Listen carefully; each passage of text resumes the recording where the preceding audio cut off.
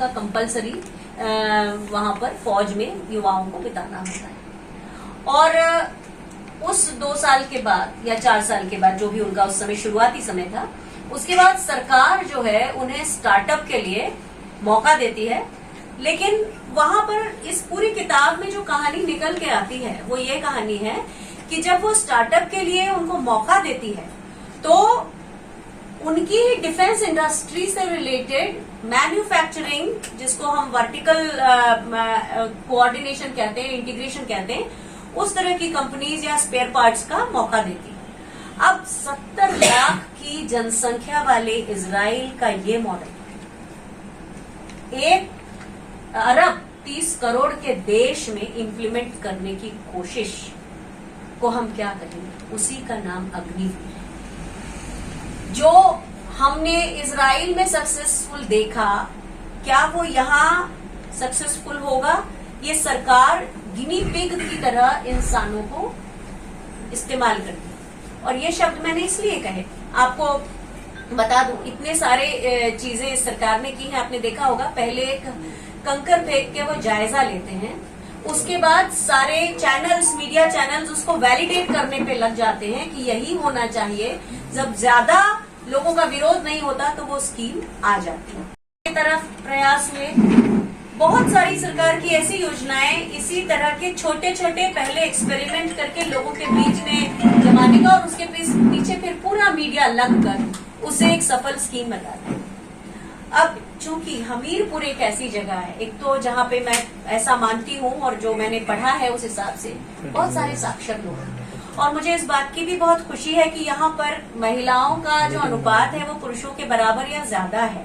हालांकि यहाँ पर 3 ही महिलाएं हैं, लेकिन वो है। और फौजी भी यहाँ पर सबसे ज्यादा है। पहले हिमाचल प्रदेश पूरे देश के फौजियों का 6% यहाँ से आता था, अब शायद 0.6% तक रह गया। बहुत दुखद है। तो अग्निवीर जो स्कीम है उससे युवाओं का नुकसान तो है ही, सेनाएं भी कमजोर होंगी।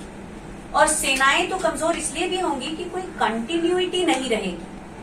हम जिस फौज में गए थे, मैं एक लॉजिस्टिक्स अधिकारी हूं जिनका काम contract purchase management, supply chain management, inventory management और इस तरह की सारी चीजें, पिन से एयरक्राफ्ट तक हमारी ब्रांच के लोग जो होते हैं वो खरीदने में, वो टीम में आगे रहते हैं। एक पक्का जवान बनने में 4 से 5 साल का समय लगता ही लगता है। तो उस समय को कम करके अगर हम 6 महीने में एक अग्निवीर बनाएंगे, आप खुद सोचिएगा जब वो अग्निवीर वापस आएगा। ये तो मैं एकदम मैंने पूरा फास्ट फॉरवर्ड करके उसे बाहर भी निकाल लिया, और मैं आपसे कहती हूँ कि क्या आप उसकी वही इज्जत करेंगे जो आज 37 साल की नौकरी करने वाले या 15 साल की नौकरी के बाद पेंशन के साथ निकलने वाले जवान का करते हैं? क्या वो एक भीड़ नहीं बन जाएगा आगे चल के?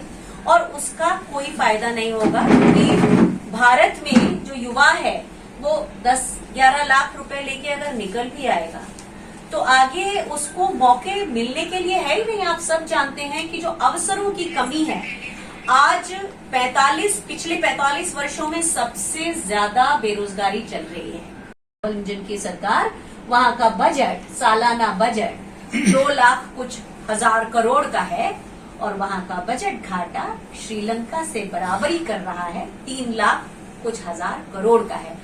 तो डबल इंजन की सरकार नाम का एक जो जुमला है, इसको आप मध्य प्रदेश के ऊपर अप्लाई कर दीजिए। महिलाओं के प्रति जो अपराध होते हैं सबसे ज्यादा, महंगाई तो पूरे देश में बढ़ी हुई है, बेरोजगारी वहां पे भी बहुत ज्यादा है, किसानों के हालात खराब हैं, और बीमा कंपनी का जिस क्लेम की बात होती है, बड़े बड़े होर्डिंग लगा के कहा जाता है, उसकी भी धांधली वहां सामने आ चुकी है। मध्य प्रदेश की ये बात आप पढ़ सकते हैं। तो डबल इंजन की सरकार एक जुमला है, और यहाँ जो सेना के साथ जो हुआ है वो सेना को कमजोर करने का एक जरिया है।